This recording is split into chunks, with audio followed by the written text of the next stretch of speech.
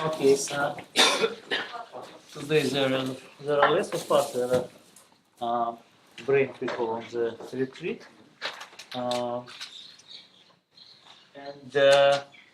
But today is the highest point of the course. You know, it's usually course you go up and up and up and up, and then you walk around, and then you start going down.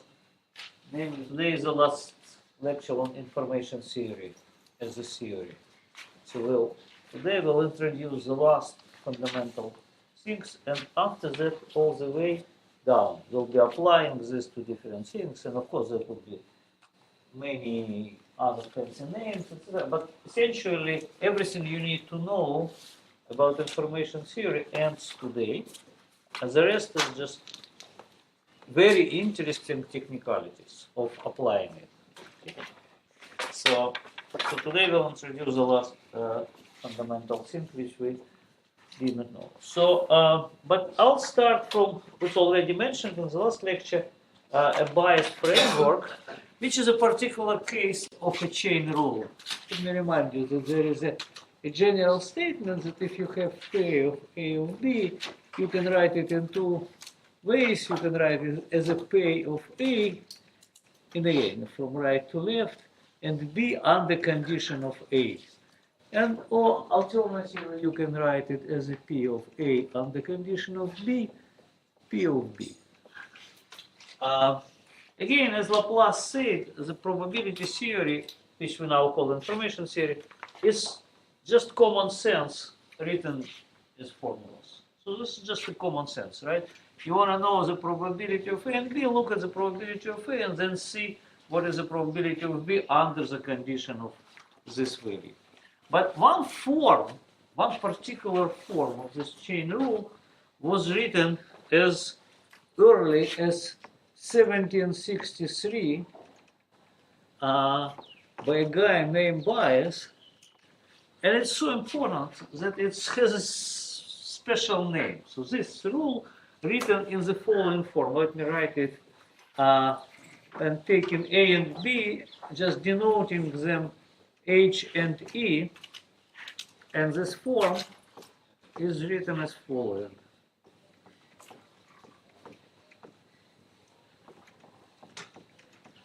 So just, you know, I replaced A and B by E and H, and I just take this and divided it here. Okay.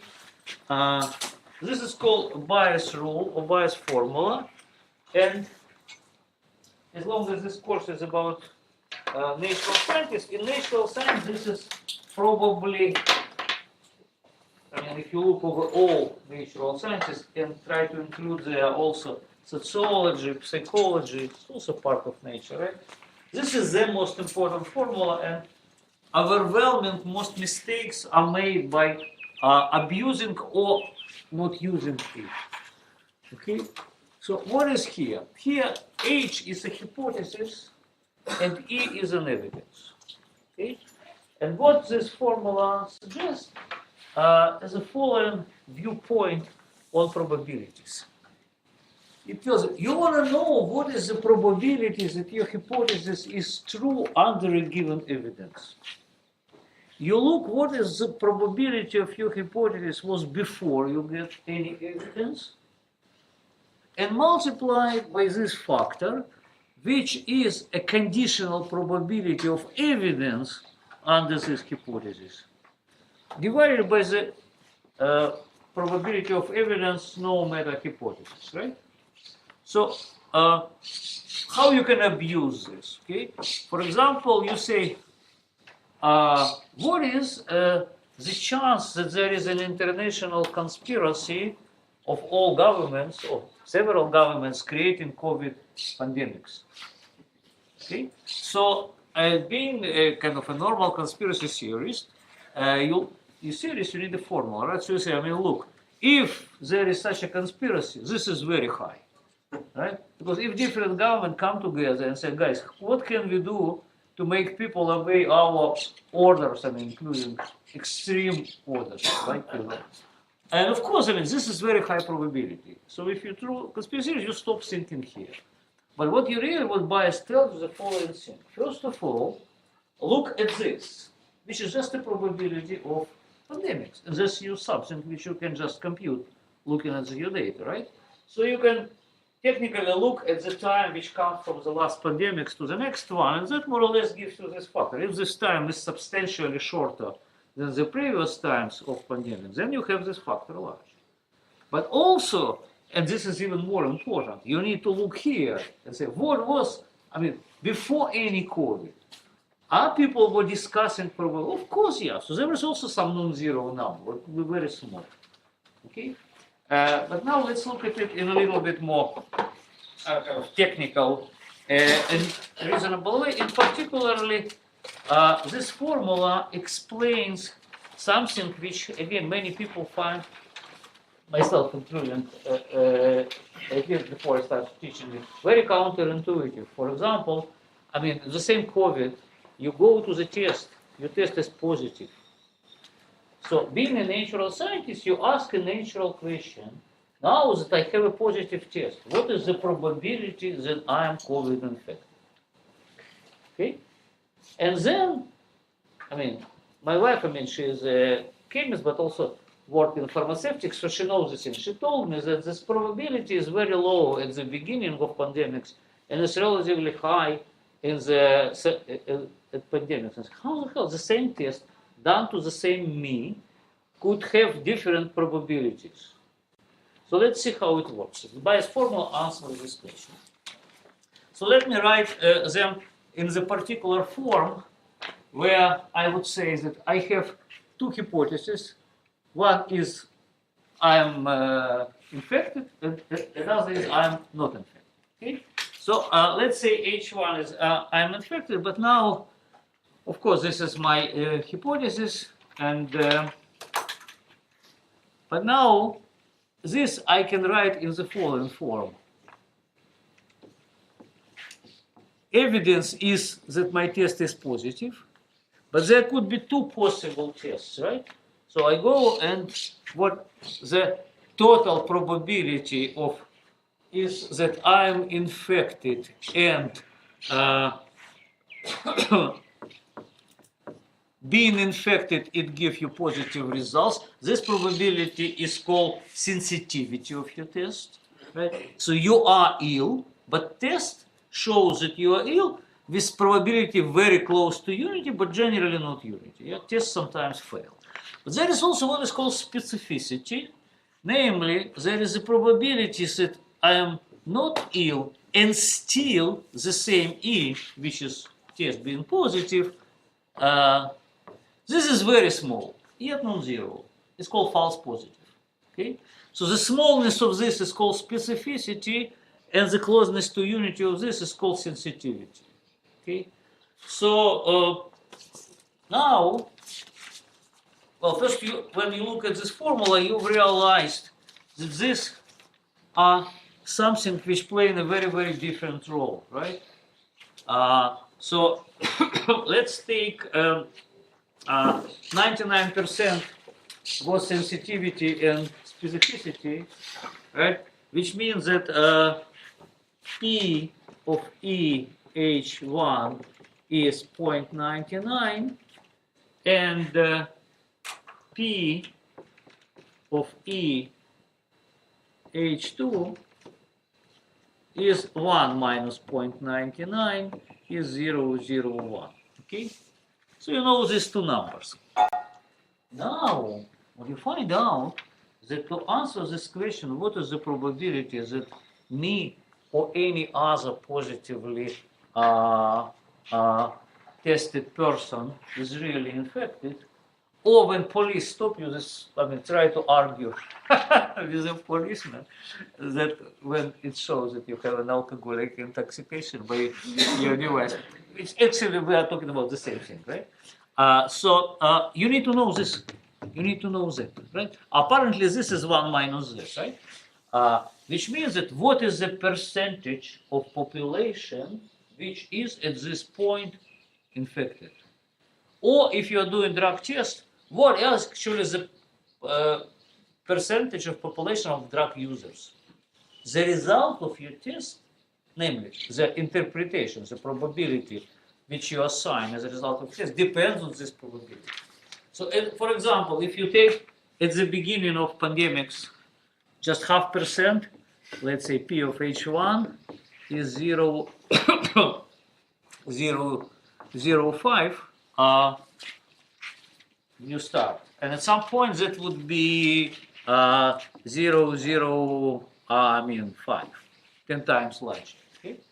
Then you'll see when you plug it now here, for example, you start from this. And for example, speaking of drug users in kind of normal cities, particularly in kind of small cities, this is actually numbers which I took from drug tests. So if you now you plug it here 0.005 times 9.99, then you here plug 0.99 again 0.05 plus 0.01, which is this one, right? And you multiply it by very large number 995. You see that of course this is kind of very close to unity, but this is small. This is small. So you find out that this is 0.3. This is real numbers from one. Okay. And of course, I mean, the moment that you really go deep into pandemics, or you start testing, Queens in New York, I don't know, Queens. Let's not be. You find out the moment this number is larger, this probability is getting 0.85 or something like this. Okay. So this is something which really make it quantitative. First of all, the whole machinery of conditional probabilities, which is really, you see how it works as an instrument. Another way you look at it and you use it as a natural scientist is when you design your research strategy. Okay? For example, you want to design a test which chooses between two hypotheses. Okay, so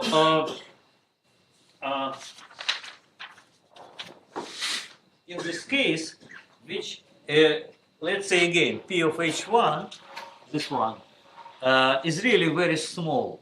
So you understand that this is very small, that working on some, now you're choosing what E to take, right? What kind of experiment to make. And you can make two types of experiments from this viewpoint. You can take an experiment which tries to substantiate your hypothesis, or you may try to experiment which tries to disprove another alternative. Okay? There's two different research strategies. But at the moment when this probability is substantially larger than this, by this bias formula, you really need, it's better to work on this. Because even, I mean, when this number is very small, all the data that you get here will changes a little, right?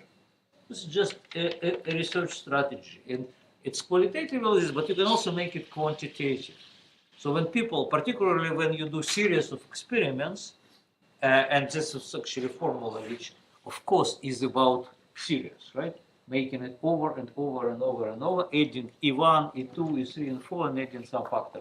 We'll talk in a moment. So you understand that you're, for a very improbable hypothesis, if you really want to try to prove it, then you better try to disprove an alternative.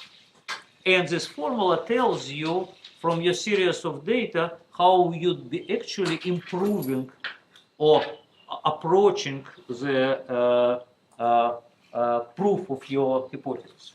Okay? And another way to, is there any questions here? But in that experiment, I think I will not know all the other probabilities. I don't know any probability. Like, I don't know what is the probability that That's the my main, experiment is true. that's the main question that Mature. people ask. Okay, let me answer it now, but then we'll return it to the end of it. So in a sense, you say, what the hell, I mean, I don't know this. Well, how I would start working on it? So, okay, I wanted to talk about it in 20 minutes, but you ask, let me talk about it now. You do what science does. You do experiments after experiments after experiments. And of course, being now already in the lecture number 6, you know that what we actually do, we do things, we take a log and we sum it, right? So what you do, you write the probability of H under the E, you would do it like this. Again, let me write it in the right Hebrew way, right? So it's your hypothesis before you did anything, right? Then you do the first experiment. Okay? You improve it a little. You don't know this number, right? So you improve this. Then you do the second experiment. Under the, I mean, after this. Okay, again, conditional. Okay? Then, what you do, you take a log of it. So you ask how much information about this hypothesis being true I obtain. Okay? Or in other ways, you may also look at it and ask how I am actually increasing the probability or decreasing it. Okay? And as we did, you remember, with the conditional probability of this sequence of y1, yn, when we did it as a probability of y1 times conditional probability of I2, I1, all the way p of yn conditional yn minus 1. You remember what we did with this? We took a log and we say, you know, this guy is not that important in this big sum. So this guy is not that important because that's your science. That's your PhD, okay? And that could be whatever. I mean, you can say, well, you know, people used to believe what the bullshit we usually write at the beginning of our paper, like, before people were trying to get this, and now I'll show you what's really going on. So this is what your strategy, right? Anyway, but we'll return to it because probably in the second hour we'll quantify this. And this would be the last fundamental quantity of information theory called relative entropy, which measures how this works. But for now, I want to tell you a little bit more, not philosophical really, but kind of natural sciences perspective. So you compare two hypotheses now, not necessarily mutually exclusive. There may be like 25 different possibilities. You want to compare two out of them. Or there may be continuum of different theories or hypotheses or frameworks. So you say, what is pH1 under E divided by P of other H2 under E? And again, by this formula, you can write it in the following form. P of H1 divided by P of H2. P of E would cancel out, and P of E of H1 divided by P of E of H2. Again, this is a trivial consequence of Bayes' formula, but it has a very funny name in all this. It's another monk, even from medieval. It's called Occam razor. It's Occam.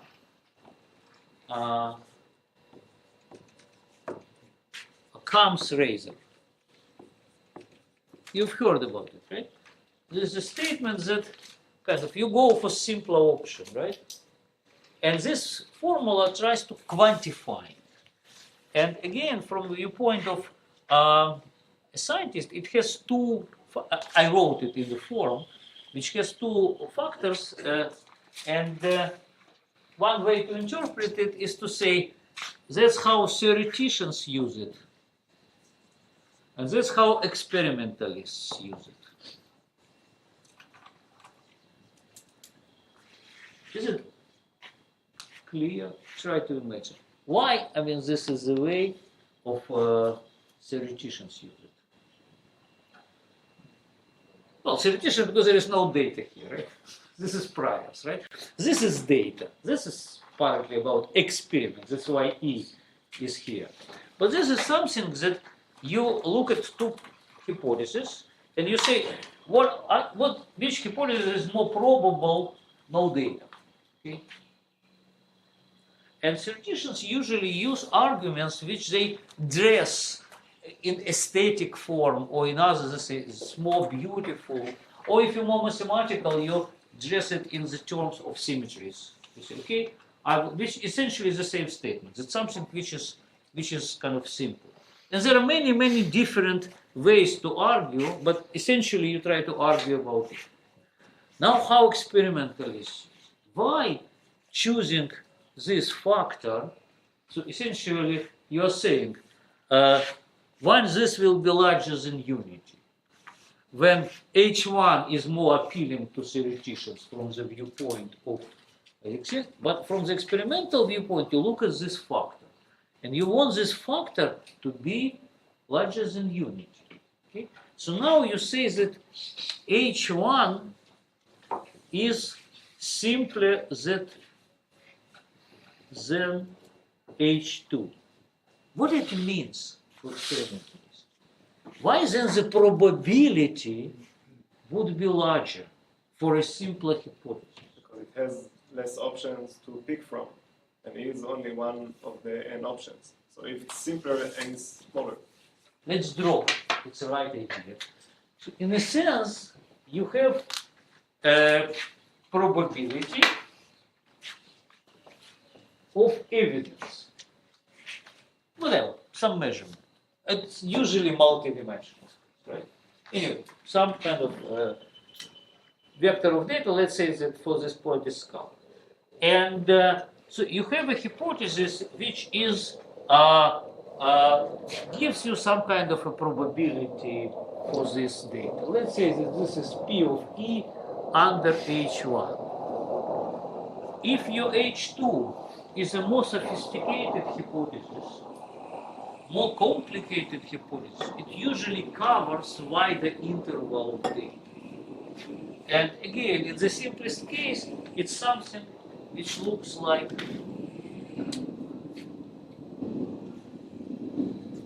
this is P of E of H2.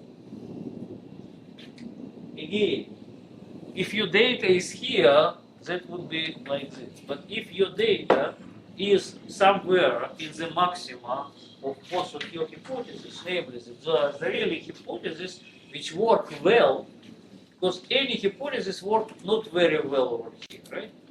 So if your data is somewhere here in this interval, then it's clear that the simpler hypothesis,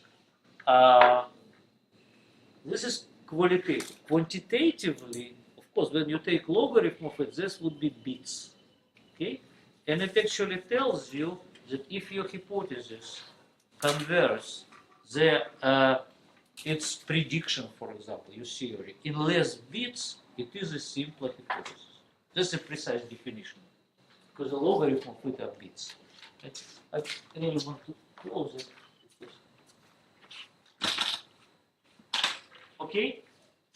Is that clear? So, when you, and of course, what I'm telling you is that people really use in a very quantitative way. So it's not, I mean, it used to be philosophical, but now when you try to really quantify it, and in particularly how you convey your data. So you have a probability of your hypothesis, right? And the information, I mean, how many bits you need of this. And then you also have a logarithm of the probability of your data under this hypothesis. So this is your prediction. This is your data. Now you experiment it. So that you got from theoretician. That you got from, and of course, this is a logarithm of P of EH, right? This times this is a joint distribution of it, right? And this is precisely the number of bits which you need to formulate the hypothesis and convey the data. Okay? Is that clear? Would it be seen Yeah. in the base formula, the 3 tails? Yeah, but The right when side you should be take on this for H1 and divide it by this at K2, this is the same factor in both, it is cancels out. So that's why in this formula, where is this formula? Here. There is no P of E because it cancelled. Okay? This guy cancelled out. Okay? What is maybe the last thing that I want to say about this? By formula that I would like to say that it's new, but it's 1763. It's more or less at the same time when people were doing what we now call frequentist probability, namely gamblers and mathematicians, in French mostly, they were doing theory probability, which was later formalized by Kolmogorov as something based on repetition. Probabilities were frequencies, right? And then, of course, the Kolmogorov kind of made it as that you have some kind of imaginary set, which they now call sigma algebra, and then you take out of it things, and then what actually all these numbers, all these p's are frequencies in this. What bias suggests is a totally different thing. It tries to make objective something very, very subjective, your expectation, which is still, we have in probability theory the word expectation, right? And it means that you now start to apply it to something where in principle there is no ensemble. Okay? What is the probability of global warming being 2 degrees in the next 100 years? There is no ensemble of planet Earth that you can say that in 1/10 of it there will be more than 2 degrees and in 9/10, well, then the probability is this. Or like they now joke in the circles, what is the probability of success of this Mossad operation? Well, it's unprecedented. You don't have an ensemble of such operation. What you can talk what is the expectation, and as you rightly say, so what is the expectation? Different people have different expectations, right? So what is really important is how you go along this sequence, right? So how you change that expectation. But it really allows you to use probability with maybe a little bit less mathematical rigor, but still in a very meaningful way for something which is non-repeatable. You know, we used to think about throwing coins, and this is a very repeatable thing, right? And you have unbiased coin, biased coin, but there is no repeatable events, right? There are different things which, and you do experiments, and there are different experiments, etc. But you don't have an ensemble from which you can take, you know, our planet, run it with this carbon quotes, take the same planet, run it with another policy, and another policy, and another policy. Doesn't work. Okay? And maybe the last thing which I want to say about it is when you take logarithm like here and you say that your prior is unimportant in the long run, what really important is this is only one side of the story. The other side of the story is that priors are always important, and it's something which scientists tend to forget. We usually are focused on our experiments because, again, that's your PhD, or that's your Nobel Prize, or that's whatever. That's something which shows you how you improve. But it's very important to remember what were assumptions that were made when you were working on it. And those are assumptions. That's your prior probability. And for example, a very simple example. So you see a sequence of data which is 5 and 8. Okay? So now you want to predict what would be the next number, right? And in principle, you can make two predictions. And if you are an engineer or accountant or whatever, you say that it's probably will be 11 because this is 5 plus 3, 8 plus 3. But if you are a biologist or physicist, You would say, well, no, it's probably 13. Why would you choose 13? Huh? Fibonacci. Because, I mean, you just go, you see pine cone and it's Fibonacci, you see petals in a flower, it's Fibonacci. Because there are many things in physics and in biology, we just, any next number is the sum of two previous. It's called Fibonacci, when the number is sum of two previous. Now your data came noisy and it said, well, it's 12 plus minus 1. Well, I'm kidding here, but that's more or less a model. So again, this person would take this and this person would take this. They would make a different conclusion. But again, because if you are really working in the domain of finance now, okay, then it's most likely this. If you're working in the domain of botanics, it's most likely this. That's how it works. So your prior is important, and it's very important to be conscious about what are actually assumptions that you put in. Okay? Good. So now, now I'm using this totally wrong thing. Okay. Oh my God. how I even get to it? Okay, let's try to work on the other side. Is this still this one? Oh, what a disaster. So who put it on the table, I wonder? No.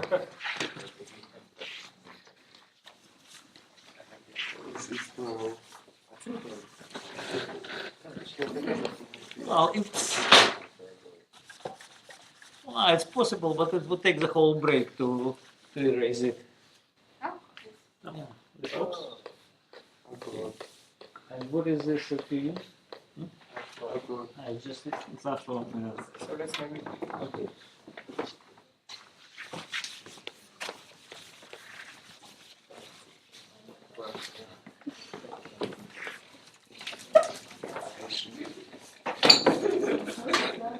Okay, good. Yeah.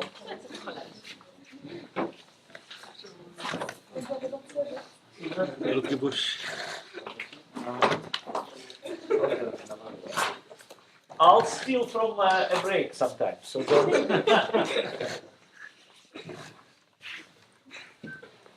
Oh yeah.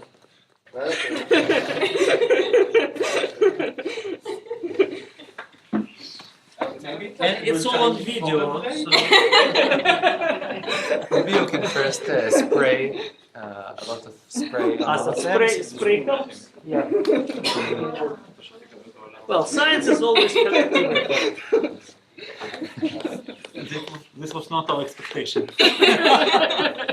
Well, expectation is low, but the evidence is overwhelming, I would say.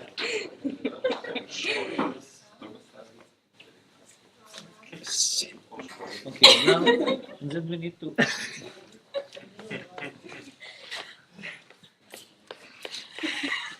It's a lot of money.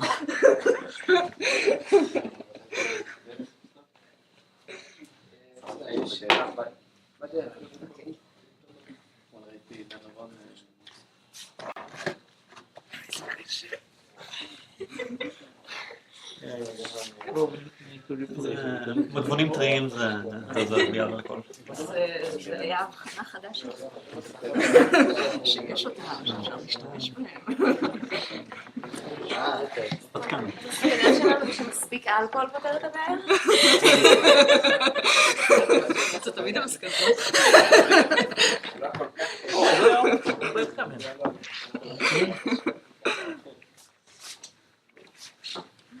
Yeah, probably.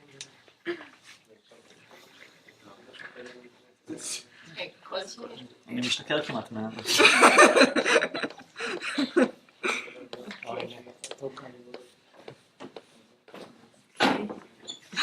Yeah.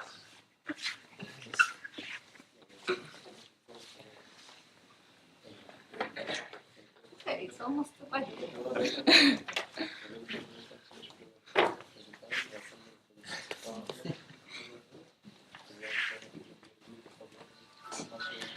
That we can do during the break. Thank you. Okay. So, now, as I promised, the last fundamental quantity. Well, I hope this is right. So, yeah, the wrong one is without this. Actually, yeah, I put it last time. I put it here. Partial please. Okay, good. Thank you.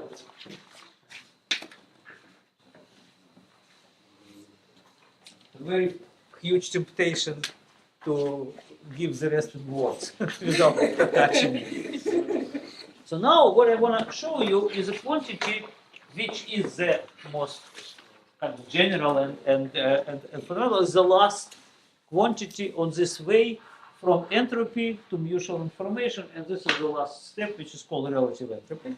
And it appears like this. So we are trying now to quantify how, by doing measurement after measurement after measurement, we really see that this hypothesis does not work, right? How many measurements you need to do, and what quantifies it, okay? So now, let's say that you see some string of data, and again, it comes out from 1 to d or n, yeah, possible things. So, and you have probabilities which you absorb, and those are QIs. So, in your data, this is your hypothesis that those are the probabilities of your data. But somehow, the true probabilities are PIs.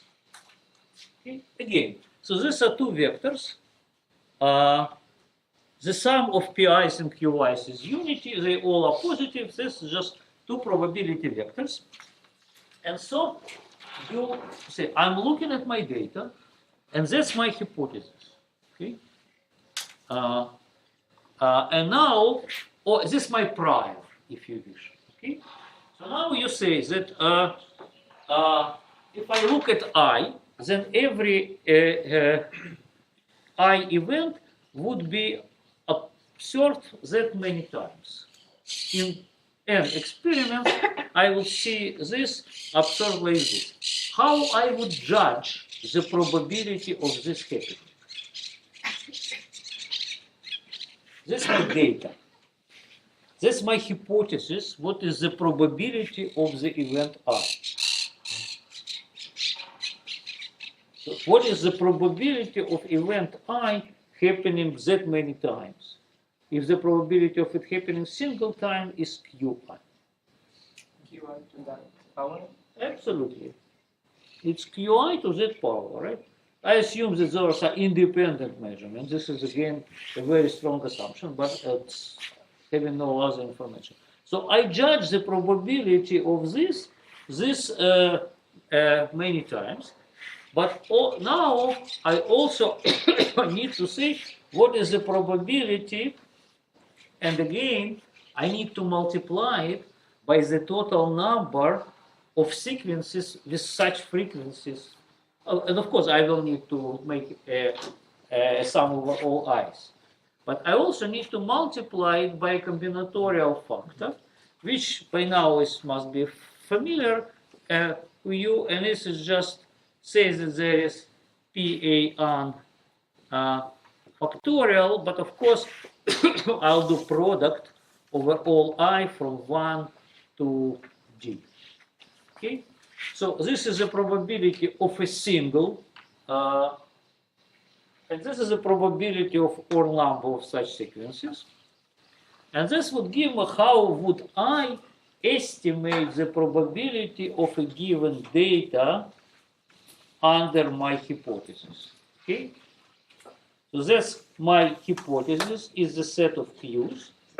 And here is my data is PIN. Okay? Now, as usual, as you're probably already familiar to you, we put everything into the exponent of a log. Because we want to go into the limit of large n, so we'll write it as following. As exponent, a sum, this product would get into the sum over here, PIN log, well, now it's exponent, so it's a natural, logarithm of qi's. And of course, what this is, right? It is when you take exponent of a logarithm of this, that would be n log n, right? From this, and from here again, this is a product of this thing that would be sum over I pi log p, well, let me do in bits, because anyway I always write now log like this, logarithm pi n. Okay, so when I take exponent of a log of this, that will give you this. Okay, so this is my probability. I have this, this, and this. Okay, is it clear? outside of the formula. Huh? N is outside of the formula. N, this one is exponent n log n, right? So this is this one. You hit here n, right? You mean this? The n factorial is not in the product. No, the n factorial is not, there is no I here. Where is I? There is a product. So what stands here is p1 n factorial, pi n, p d n factorial. That means product. Yeah, but do we have the n factorial in the numerator once for each I, or is it once No. This is, well, what is written here is the following. How many ways to choose out of n, p1n, the first one, p2n, the second one, etc. And this is n factorial divide, we already did this game, p1n factorial, p dn factorial, right? So I have d symbols, it's maybe d equal to 2 is just zeros and ones, binary code. So I ask what is that number of zeros and that number of okay. So now when I look at this formula, what I find out that this is exponent minus n, and what stands here is a very beautiful combination which will from now on start encounter at every lecture. It looks like this.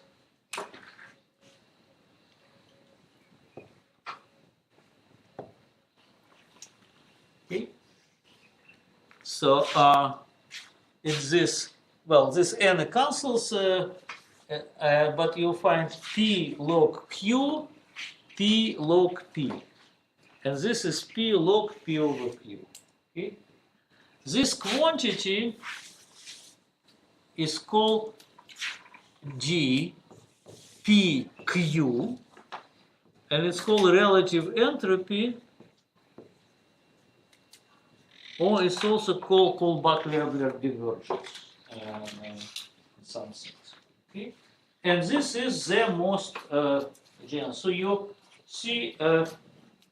Now, is a mutual information particular case of it, or this is a particular case of mutual information, or they are just. This is a very general formula. It takes, you have probability P and probability Q, and it is P log P over Q. How mutual information would fit into this framework?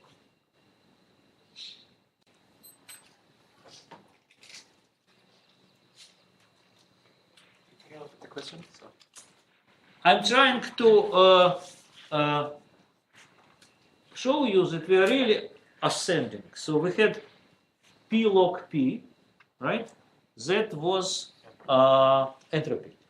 That was the first most important formula of mankind, if you ask not biological people too. And then we say, yeah, but there is also generalization to it, and it's the following generalization. Is an S of A plus S of B minus S of AB, which is sum P of AB log P of AB, P of A, P of B. So mutual information looks like P log P over Q. And this is a particular case of relative entropy when your hypothesis Q is just independence of some two things. Tomorrow on tutorial I'll show you generalization if somebody wanna see how it could be generalized for three variables, etc. It's very beautiful.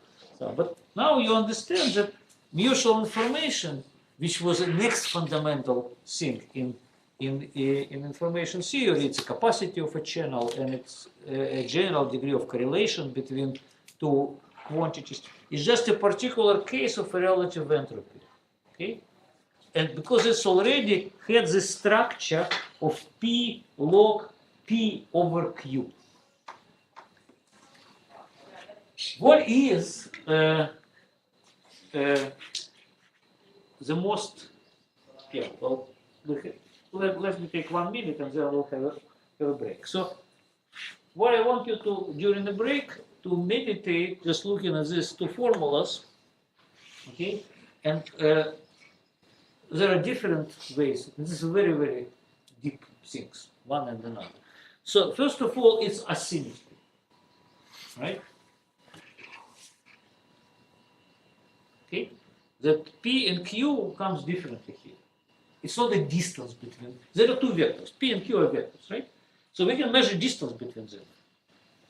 Which is distance is 0 when they coincide.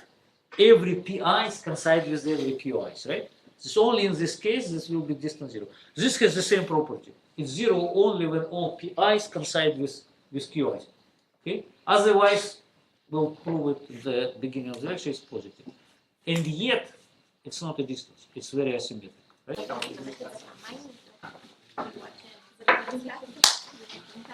Okay. Let me now repeat it, the same stuff, but using the familiar language of typical sequences. So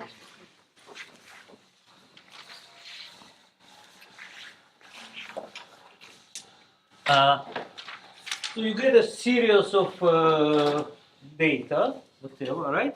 And you just look at it. You remember that you get this y1, yn. It's so huge, and there are like possibilities between 1 and d, and so there is respective. You count frequencies, QI's, in this sequence, right?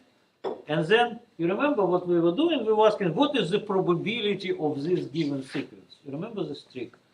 Yeah? And then we say, okay, look, I mean, the probability of this particular sequence is an exponent minus n s of q. Right? You remember this? Because I observe it that many times, right?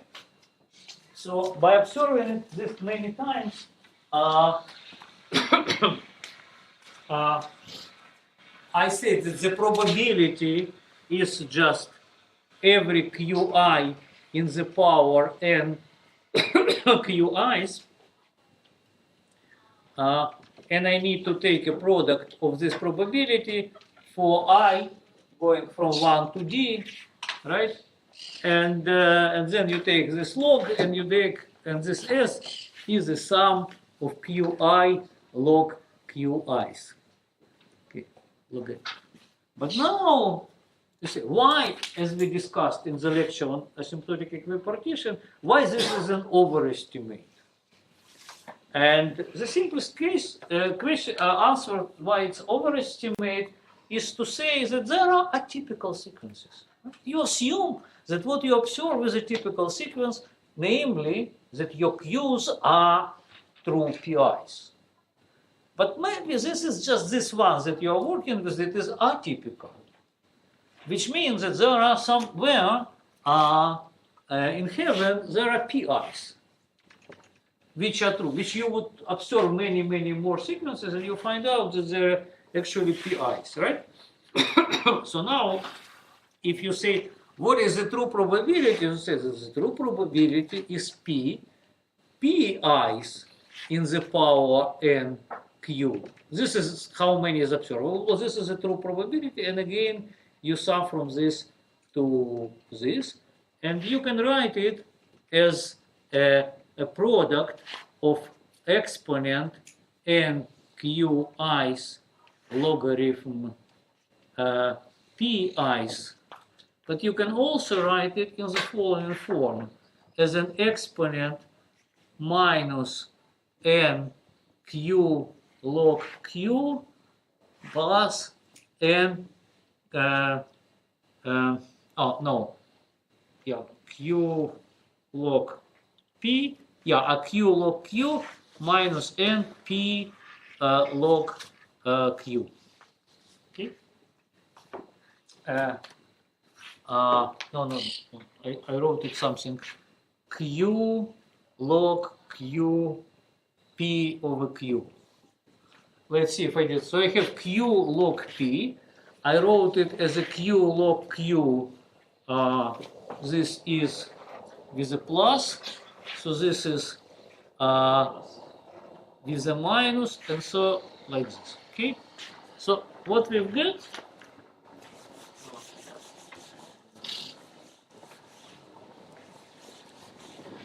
Q log q with a plus, and then p will be with a p over q. Yeah. So it's q up there and q down there. They cancel each other, so it is q log p, like it was over here. But then again, we'll see that this is an exponent. This is minus n s of q, right? And it's exponent minus n s of q plus g of, in this particular case, q. Okay? So we see that the difference, that the probability is actually smaller if this d is always non-negative. Now let's prove. Okay?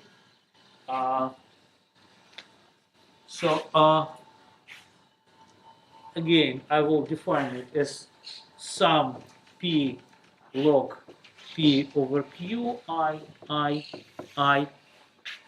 and I would use a simple inequality that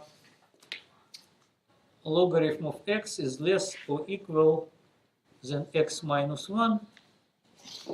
Then I can write minus d, which is sum over minus p log p over q, and this is less or equal if I replace this logarithm of x by p over q minus 1, then I will get smaller value.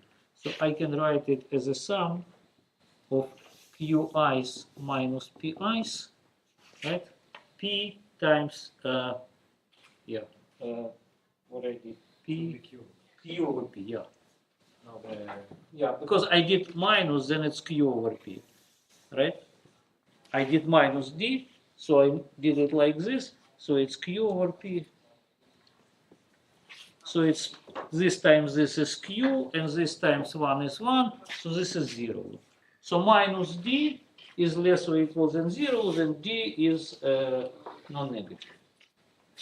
It's a simple proof. And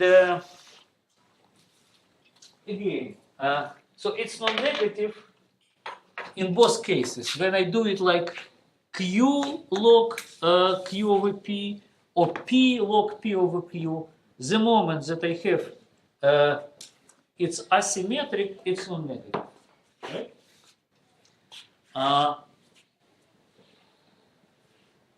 There is an interesting way of interpret and relate asymmetry and non-negativity. What is entropy? Entropy, this one, is just my degree of surprise, right? So if I look at minus logarithm of probability, it's my degree of surprise. The smaller is the probability, the more surprise I have. Entropy is an average degree of surprise, right? So if somebody assumes that probability is q, then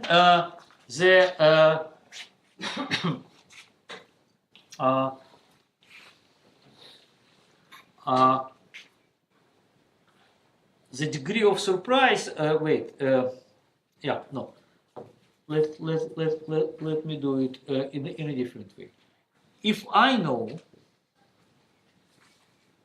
PIs, okay, so I know the probability distribution, or I believe that the probability distribution are PIs, then this is my average degree of surprise when I look at the data. But if somebody believes that this is Q, okay, then her or his average degree of surprise is the logarithm of Q. Okay. Now, when I look at her and I see that for every I, her degree of surprise is the logarithm of Qi, and now I want to compute her average degree of surprise. She tells me, that's my average degree of surprise. I look at it and I compute an average. How I do it?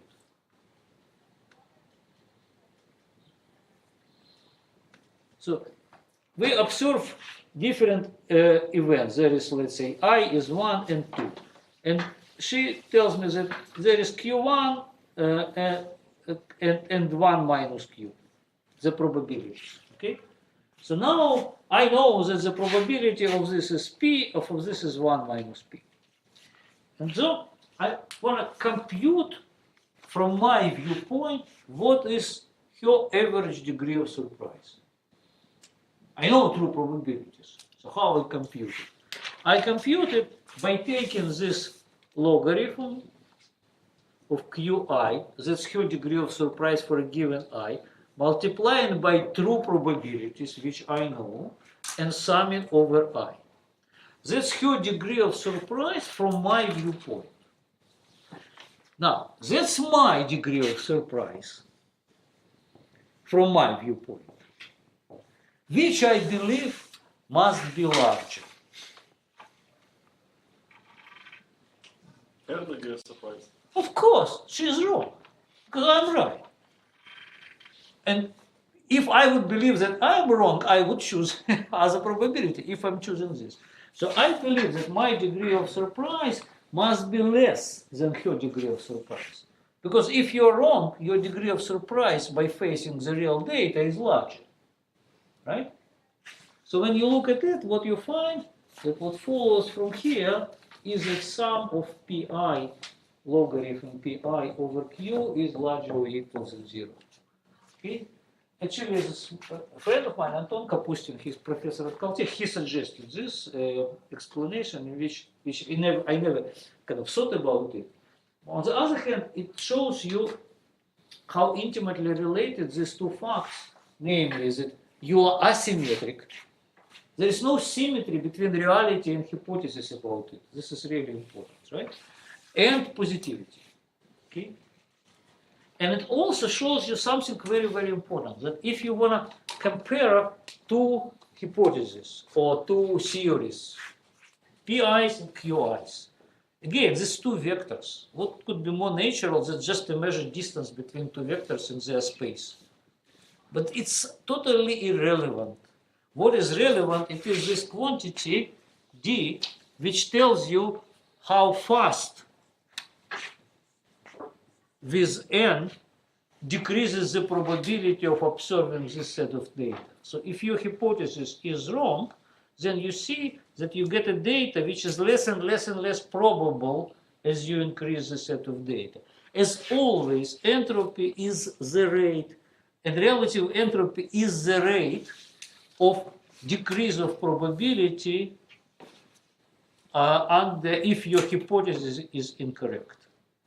PQ. If they are different, only when they are always, for every I is the same, always then it turns into 0. Okay? So this is something which is, it's really, I mean, even though technically still kind of the same Stirling formula, right? So what you do, you just do probability of independent events times the combinatorial factor. But it's really important because it shows you how you really see the change. Question? Why is our explanation for the frequencies don't match our probabilities? It's always that the probabilities are wrong. Like it could be that our probabilities are right. Could be. So which means that it's you look at a sequence and you get clues. If they are exactly p's, then this is 0. And this is your right estimate what is the probability of your sequence. If you happen to find a typical sequence, atypical means that at least one number among probabilities is not already equal to its asymptotic true value. Then this quantity measures how wrong you are. Okay? This is a quantitative measure how your probability differ from probability. But what is most important from the bias perspective is that it is a factor which is multiplied by n. And n is your number of data. It shows you how increasing the length of data. So if you see that your probability of your set of data does not decrease as you would expect them to decrease by your entropy estimate, it means that your Q's are wrong. There are some other set of P's. Okay? Good. Okay, more questions.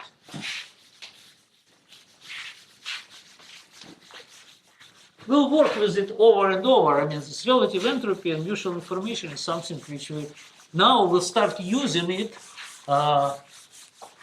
like everywhere.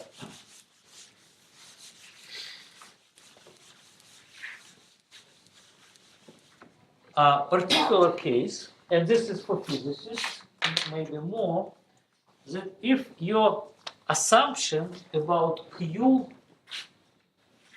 say hypothesis, is that your Q is Gibbs, right?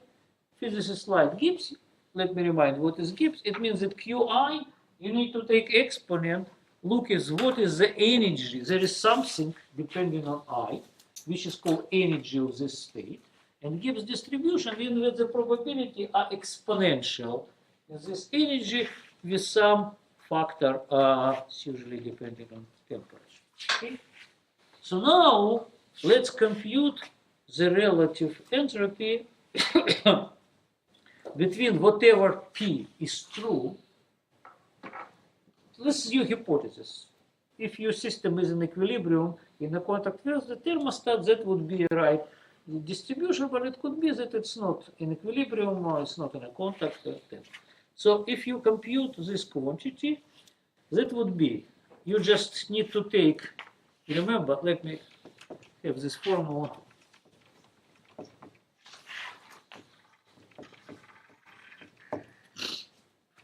Okay, so what you will get, you would get minus S of P.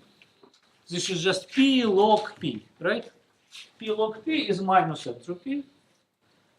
Then you would get Q, you would take this, so you take logarithm of Z.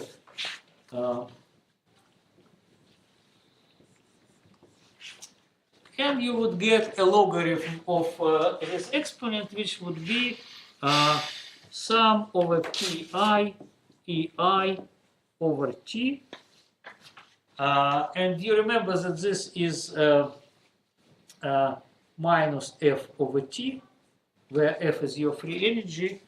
So what you would get over here minus S of P plus E average. This is just an average energy divided by temperature, and minus F of Q.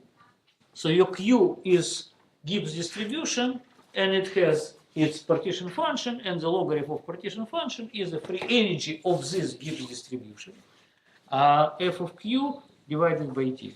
So now you can say, but what stands here, I can define, and this would be a very, very useful thing which took people 100 years to start doing, and we'll be using it in 2 lectures from now about Maxwell demon and many other things.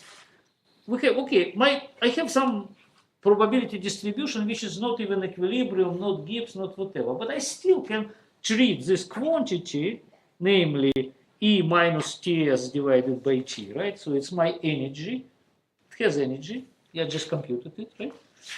Minus Ts divided by T, I can define this quantity as f of my P, right? So what I find out that this relative entropy between any probability distribution having energies as a parameter and Gibbs distribution being exponential in energies is equal to f of P minus f of Q divided by T. And it is non-negative. Okay? So for this particular case, when my hypothesis is Gibbs, the positivity of relative entropy is just a statement that Gibbs state realizes the minimum of all free energies. Does not mean it's true, right? If system is in equilibrium, it would go to the minimum of free energy. But maybe if system is not, maybe you run currents through it or whatever. But it's just, so what we knew back in physics is that if you take a Gibbs state, it realizes the minimum of free energy or maximum of entropy under a given energy. It's the same statement because entropy comes with the sign of minus in free energy. So now it's a positivity of relative entropy, which is much more general statement. It's about any P in Qs, not necessarily when Q is Gibbs. Okay? So I just want you to see how we're kind of going, and in particular, a very important step is that you can technically take any probability distribution if its system has something which could be identifiable as energy, then you can define purely formally a free energy for it. It will be very, very useful trick. Okay? Questions?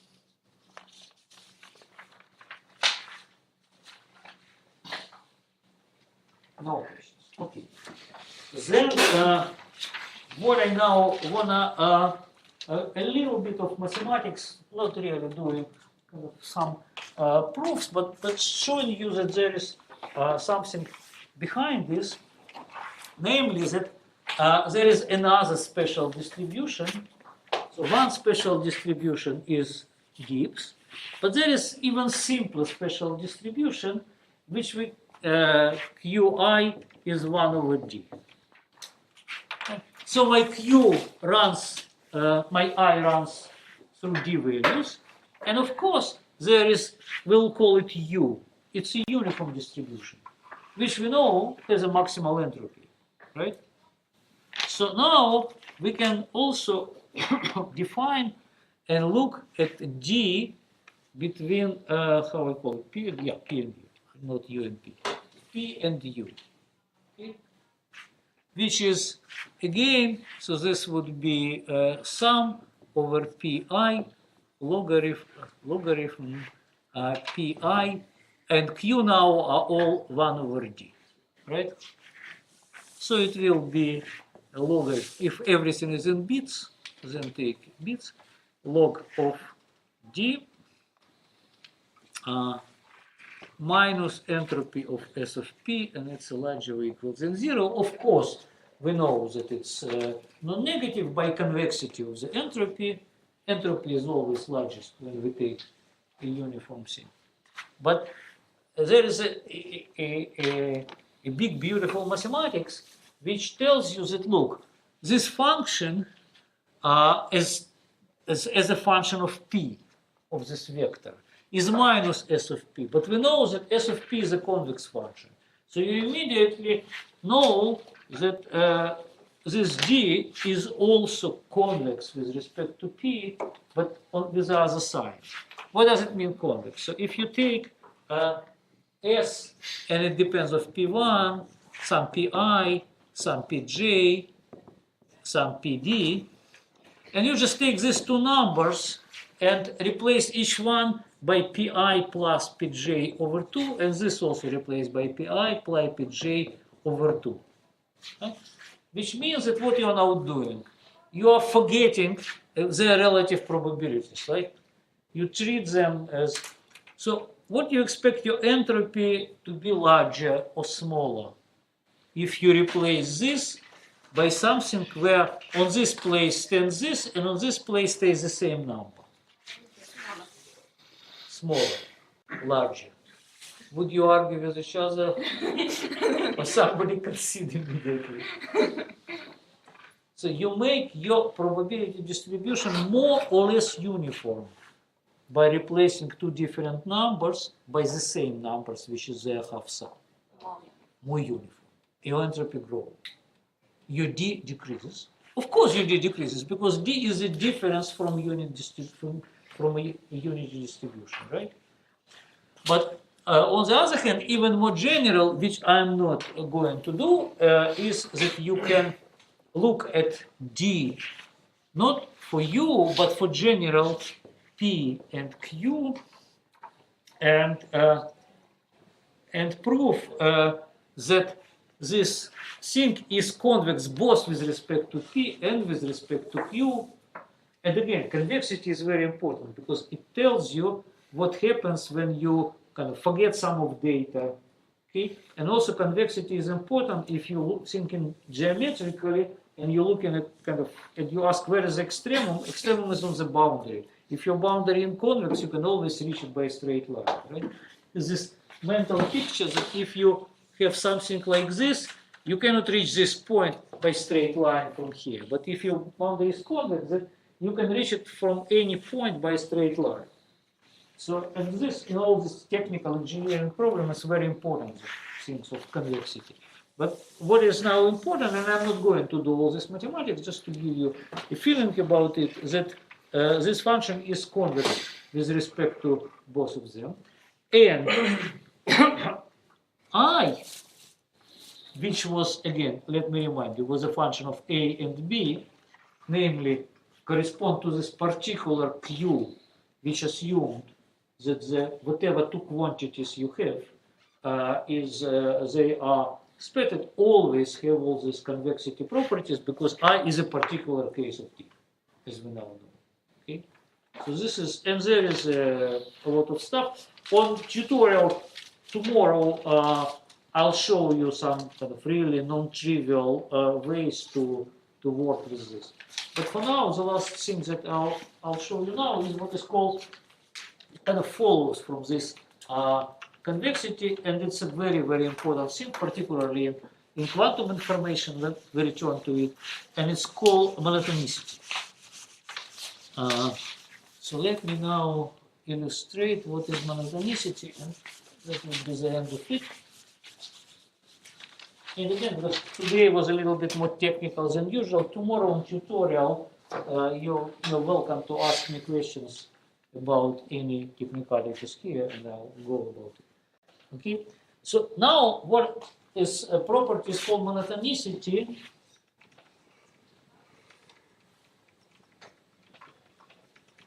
Try to guess what it will be about. It's also very important thing for any researcher. You need to read papers, or books. And there are so many of them. And so you really wanna normally just read a title and kind of guess what it's all about, right? Or maximum abstract. Because how much? So this is a very important property to guess what it's all about just looking at the word. So what's your guess? What would it be about? It's about will be relative entropy, mutual information, entropy, but monotonicity in what sense? So you do something and you monotonically go down or you go up. It trends. Huh? Trends in the same One trend that with angle rate, they measure the rate with which your probability decreases, etc. But now monotonicity will be if you observe not more but less. For example, you have different variables, and so you can, for example, let's consider the following thing. So if I have D, and it depends of a probability, but this probability depends on X, I and Yi. Like in the mutual information, in which you have two quantities, right? So let's say I have a probability distribution, and it's a joint probability distribution of X and Y, and there is some Q of X and Y, and there is some relative entropy. But then I say, look, I just, for any P of xy, I can always define P of xi, which is a sum over j, P of xi, yj. And by the same token, I can always define P of j, of yj. It's called marginal. Why it's called marginal distribution? Why this is called marginal? Margin is, you know, what's margin, right? So why it's called marginal? Like it does not depend on x. It's just the sums. Yeah, it's a margin of a table. I mean, really, always ask, that's why, I mean, always ask, why is called this name, right? So if you have a P of xy, it looks like this. There is your x, there is your y, okay? There is 1, 2, 3, 4, there is 1, 2, 3, 4. There is, here is the probability of x5, y6, right? It's over here. If you sum it like this, you would get P of x, right? If you sum it like this, you would get P of y. It's something which on a margin, right? Okay? So you can always get, and now with this marginal distribution, you can also define a relative entropy, right? So now what I want to make a statement, and it's called monotonicity, and it's like 100 papers every year are written with monotonicity in its title or in an abstract somewhere, etc. Because this is essentially the tool by which people prove theorems in information, and particularly it's all these quantum analogs.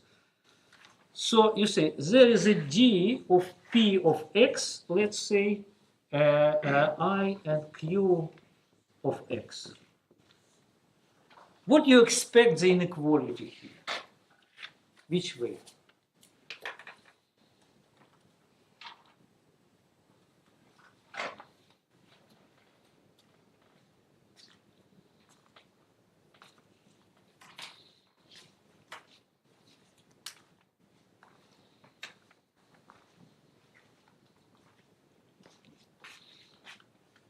One parameter will be bigger. Left is bigger or right is bigger? Right is bigger. So if you measure less or observe less, you just don't know about y's at all. You see larger difference between your distribution, your hypothesis, and the true distribution. Think about this way. This D is a difference between your hypothesis and the true distribution. You observe some data. Here you observe only x. You don't know why. You already sum overall. Here you observe x and y. If you observe more data, would you expect to see more difference? Or less? More. Because if they are different, because there are some differences in y direction which you just don't observe here, right? So this is a more complicated hypothesis, and it's about larger space, and there another chance to see deviations. Okay, so it's unbelievably difficult to prove. I mean, particularly in quantum case. I mean, it's just like pages. So I'm not proving it, but intuitively, it's kind of, when I find something evident, I don't prove it, and then and then 40 years later, I write it in some paper of mine, like this just happened last week. 40 years ago, I wrote something and said, of course, this is always non-negative, and then like a few months ago some mathematician proved it, and well, cited my paper, but like, well, physicists thought, but now we can. I said, well, it's kind of evident. He said, what is evidence? It's like 40 pages of proof. Okay. Which means, so now, again, I don't prove it, but I will use it. It's really, it's kind of intuitive. And in particularly, it tells me something interesting about particular types of hypotheses. So let's say now, I'll do this one next step. Namely, I have a probability distribution P of X, Y, and Z. And I do Q, which is my hypothesis, that Q of X, Y, and Z is factorizable. Again, I'm moving in the direction of mutual information, right? So I will assume that it's factorizable in the following form, that it's P of xy times P of yz. If you know, I'm a rich guy, I can absorb all of them separately and get this distribution. But you know, I can only measure y and z without registering x at this point, and I can only measure x without registering x and y. So that's my poor man hypothesis, right? I measured this, and I assume, what else I would assume? I would assume that this is my true distribution, because I have no information about it. So now what I want to quantify is how actually this P and this Q, in this particular case, are related. And of course, and I will use this monotonicity property to get very interesting statement about mutual information. So let me go up and write it a little bit higher. Okay. So now what I'm saying is that now again, by the same token, my D, P, and Q, right? And let me write it explicitly. P of X and Y and Z and Q, this Q, okay? Q of X and Y and Z must be larger or equal than D P of X, Y, Q of X, Y, right? So I'm just using this monotonicity, but with extra. But now Q of X, Y, if I sum average over all values of Z, this is just a product of X and Y, right? So this guy is just I of X and Y. This is a true distribution of X and Y. This is a distribution which is a product of X and Y. So what stands here is just a mutual information. Let me remind you what is this. It's S of X plus S of Y minus S of XY. Right? But now, I can also write this as a relative entropy, which is P of X, Y, Z logarithm P of X, Y, Z divided by P of X, P of Y, Z. Remember, that's my Q, this is a hypothesis. Good. So now what is this guy? It's P log P X Y Z, which is minus S of X, Y, Z. This is just my total entropy of the whole X, Y, Z stuff. And when you look here, when you do this, it's irrelevant what is Y, Z here. It's just a logarithm P of X. So you sum over Y, Z, it's P of X log P of X. So it's plus S of X. Is it visible already? That's how I get to this wrong marker. Will this at some point stop? No, I'm afraid. Okay.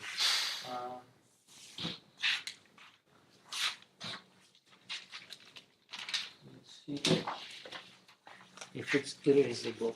Yeah, it does. Okay, so let me continue.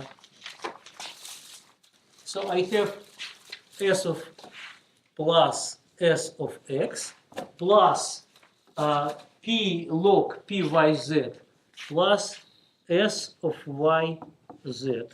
Right? No, y z? Yeah, y z. Okay. And so this is larger than this one. So now I can put it in all in one thing and write the following. So this and this, you'll see that I have s of x, which cancels this s of x, and what I get as a result, is following: s of x y plus s of y z minus s of y minus s of x y z larger than equal to 0. But I can also present it, so this will be the last formula. Okay, maybe let me first say a few words about this and then present it as a mutual information. So what it says, I mean, I started from something, I mean, kind of pretty intuitive, and then just kind of did some manipulation, and as a result is a statement about amount of information which is in measure. This is the game. I mean, what to measure and how much information you get working on this, working on this, working on this. So of course, I mean, you're welcome to use in measurement all three quantities simultaneously, which is, as you probably guess, it's sometimes very difficult. In a given cell, you want to measure this protein and also expression of this gene, etc., and it just does not work. I mean, you kill the cell by measuring this, and so you cannot already measure that. So what it tells you the following thing. This is how much information you get measuring three quantities. This is how much information you get measuring one of it. And this is a different stuff. This is how much information you get by measuring pairs. Right? You see, x, y, y, z. So y is a joint over here, and it tells you a very non-trivial statement.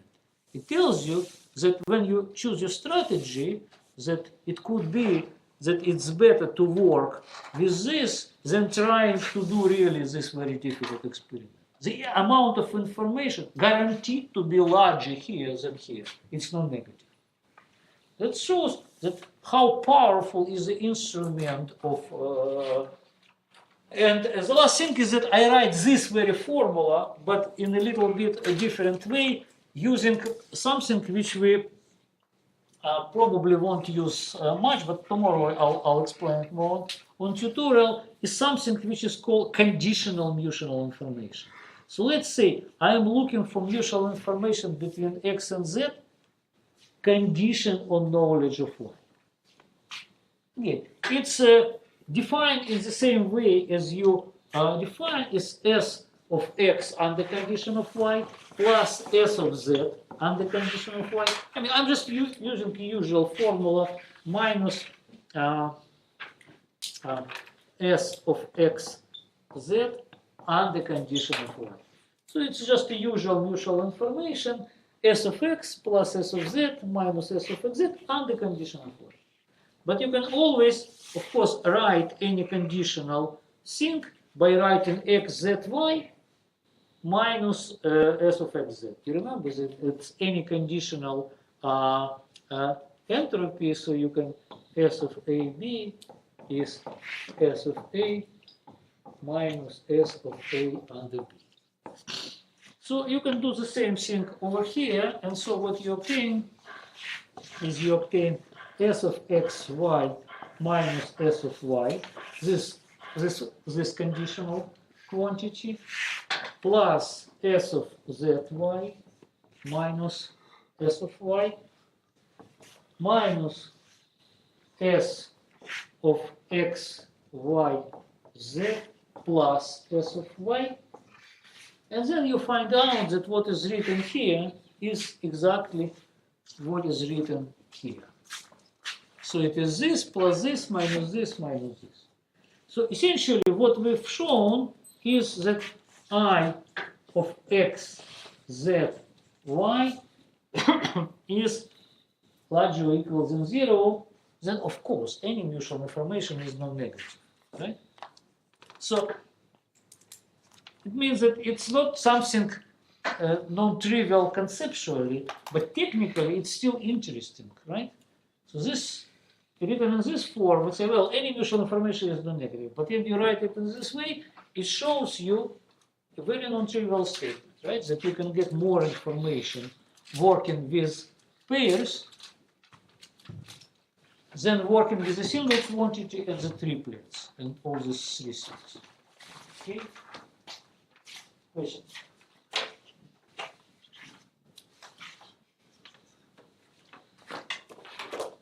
Okay, so we'll finish at this point, and tomorrow is tutorial, and also the second quiz I've a little bit shifted forward so that give you more time. So it already starts probably tomorrow, then you can work in it. And again, at every quiz there is sections in the book in which it is related. Okay? And you're welcome if you have questions about problems in and solution. You're welcome to come to tutorial and ask them there. Okay. Good.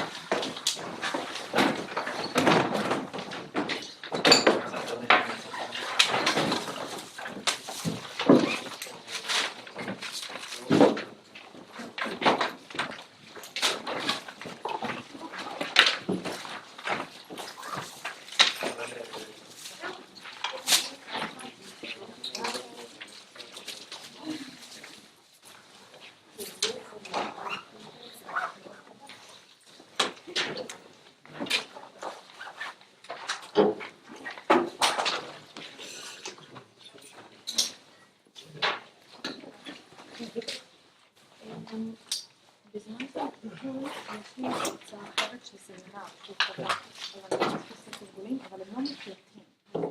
לא, הם מוקלטים בגלל שזה שם, וזה תמיד, זאת אומרת, לכל טיפול. אבל שאני לא ראיתי הקלטה של התרגולים. לא, אין שם. אין שם את האופציה. לא, אני חושב שזה... כן, כן. לא, בסדר, אם אפשר אז אפשר. בסדר, קודם כל, אז אם יש איזו שאלה, אז אפשר לתת למישהו אחר, לשאול ולכתוב את התשובה. או אם באמת משהו, יש איזו שאלה שזה, אז תמיד אפשר... סתם לדוגמה לראות דוגמה, אבל בסדר, לא נורא, תודה. אבל בדרך כלל, בטיוטוריאל זה משהו כמו אקסטרה. כן.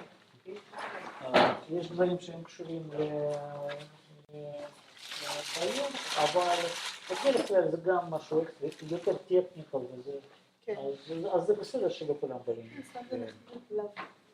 נכון, אבל זה לא סוף. כן, אוקיי, בסדר, תודה. I'm just curious. Yeah. What's the proposition that was recently proved?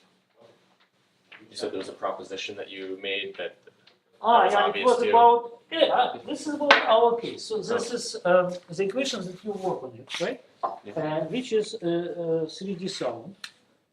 So it is this dnk dt, and you remember k1 squared, k minus k1 squared. Yep. And so what I proved like 40 years ago, 80 something, 40 years ago, is the following thing, that if you define m2, which is an integral on nk, k squared dk, the d, it's in the book, it's not that it's kind of something hidden. It's larger or equal than 8m2 squared. Okay.